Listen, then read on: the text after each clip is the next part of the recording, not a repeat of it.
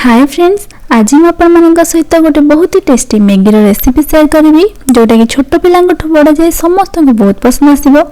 Maggi को तो आप बहुत प्रकार बनई थे जमीक चाइनीज मैगी, मसला मैगी इत्यादि, किंतु एमतीका टाइप थे बनई देखूँ आपंकर पूरा फेवरेट हो। तेणुक रेसिपी को पूरा फुल देखूँ। तो मैगी बनवाई मैं प्रथम गैस ऑन करके गोटे कढ़ाई को बसई दूची। तापर से मुझे गोटे ग्लास हम पानी दे दूची। पानी किसी मेजरमेंट ना, अनुमान करके देदेवे। तापर ये मु गोटे पैकेट नूडल्स नहीं। नूडल्स रे आपण मैगी, इपी आपन जोटा भी पसंद सेटा नहीं पारे। तापर नूडल्स सहित जो गोटे मसलार पैकेट आसे सेटा को पर यूज करने साइड कर रखीदे। एबे पानी गरम होला परे नूडल्स को देकी एटा को मीडियम टू हाई फ्लेम रे बॉईल करबा 2-3 मिनट जाए। जमार भी एटा ओवर कुक करबानी। फ्रेंड्स, आज रेसिपी जदि आपण मानको भल लागिबो ताले वीडियो को लाइक करिवे, निज फ्रेंड्स और रिलेटिव्स मन को शेयर करिवे। आ जदि चैनल को दिजे सब्सक्राइब करना ताले जल्दी जल्दी सब्सक्राइब कर नियंतु। तो हाई फ्लेम रे नूडल्स को बॉईल करबार 2-3 मिनट हो गलानी। आ एही रेसिपी रे हम नूडल्स को जमार भी ओवर कुक करले भल टेस्ट आसीबनी। 80-90% पाखापाखि कुक हो गला परे गैस रो फ्लेम को ऑफ करके इमीडिएटली नूडल्स को स्ट्रेन करना छी। स्ट्रेन करनेला परे नॉर्मल पानी एठी किछि देकी मैगी को धोई नेबा, जहा द्वारा यार कुकिंग प्रोसेस बंद हो जिबा। एटा ओवर कुक हबनी आ पूरा गोटा गोटा मध्य हेकी रहइबो। तो ए नूडल्स को एबे साइड करके नेक्स्ट प्रोसेस को जिबा। तो प्रथम मैं गोटे बड़ा बाउल को लेके सेथिरे नूडल्स सहित आसुथबा मसलार पैकेट को दे देछि। तापर गोटे चम्मच चिली फ्लेक्स दउछि। चिली फ्लेक्स बदल रे आपण रेड चिली पाउडर दे परिबे। तापर गोटे चम्मच धला राशि दउछि, बहुत सुंदर देखा जाय थाए।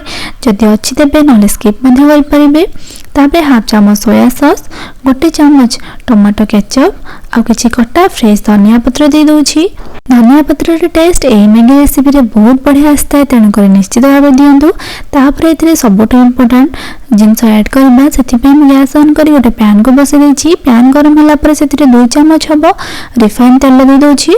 तापर एथिरे मु गोटे चम्मच कटा रसुण दउछि। रसुण एथिरे बहुत इम्पोर्टेंट, आपण ठीक अधिक अमाउंट रसुण नियंतु। तापर लो फ्लेम रे एटा को 30 सेकेंड पर्यंत भाजी नेला परे इमीडिएटली ए गरम तेल को ही बने के रखिबा मसला सहित ऐड करके भल भाबरे सब जिंस को मिक्स करनेबा। मन रखंतु तेल गरम थिबा अवस्था रे ही ऐड करिवे, ठंडा हबा जाय वेट करिवेनी। तापर सब को भल से मिक्स करनेला परे बॉईल करी रखिबा नूडल्स को एथरे ऐड करके भल भाबरे सब जिंस को पूरा मिक्स करनेबा। जदि आपन को सेजवान चटनी पसंद थिबो ताले ए स्टेज रे गोटे चम्मच सेजवान चटनी ऐड करके मिक्स करि परिबे। तो रेडी हो जाइछि हमर delicious chilli oil garlic Maggi. देखि पारथबे केते यम्मी लागुछि। एटा को गरमा गरम खाया पे बहुत भल लागे, तो गरमा गरम ही सर्व करनबा। आ ऊपर आहुरी सुंदर देखा जिबा पई मु एथिरे आउ किछि धळा राशि आ किछि खटा धनिया पत्र रे गार्निश करनौछि। आ एटा को बनैबा पे तो केवल 5 मिनिट ही टाइम लागि थाए। तो जेते बेले इच्छा सेते बनै खाइ परिबे। आपण जदि मैगी रो से सेम रेसिपी मसला मैगी, चाइनीज मैगी इत्यादि बनै की बा खाइ की बोर हो जाय चंदी, ताले आपण एमितिका unique chilli oil garlic Maggi निश्चित भाबे थरे ट्राई करंतु।